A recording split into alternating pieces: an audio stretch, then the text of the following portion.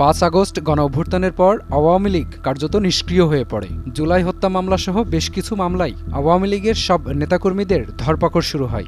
বিগত বছরে devil hunt নামে একটি বিশেষ অপারেশনও চালানো হয় আওয়ামী লীগের নেতাকর্মীদের গ্রেফতারের জন্য, এবং নানামুখী চাপে বিগত 1.5 বছর প্রকাশ্যে কোনো কার্যক্রম করতে পারেনি দলটি। নির্বাচন পরবর্তী নতুন সরকারের শপথ গ্রহণের পরেই দেশের রাজনৈতিক অঙ্গনে নতুন উত্তাপ শুরু হয়েছে। প্রায় 1.5 বছর তালাবদ্ধ থাকার পর দেশের বিভিন্ন জেলা ও উপজেলায় আওয়ামী লীগের দলীয় কার্যালয়গুলো একযোগে পুনরায় খোলার চেষ্টা চলছে।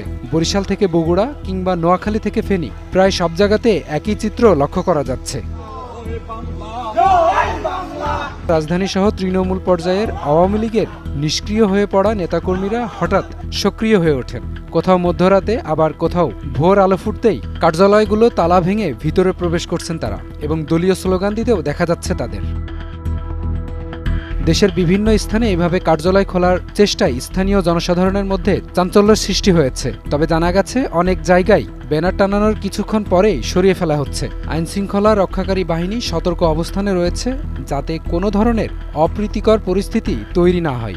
রাজনৈতিক বিশ্লেষকরা মনে করছেন, নির্বাচনের পর ক্ষমতার এই পরিবর্তনের মুহূর্তে তৃণমূল পর্যায়ে নিজেদের অস্তিত্বের জানান দিতে আওয়ামী লীগের নেতাকর্মীরা এমন কৌশল গ্রহণ করছেন। এপি পলাশ, টাইমস টুডে।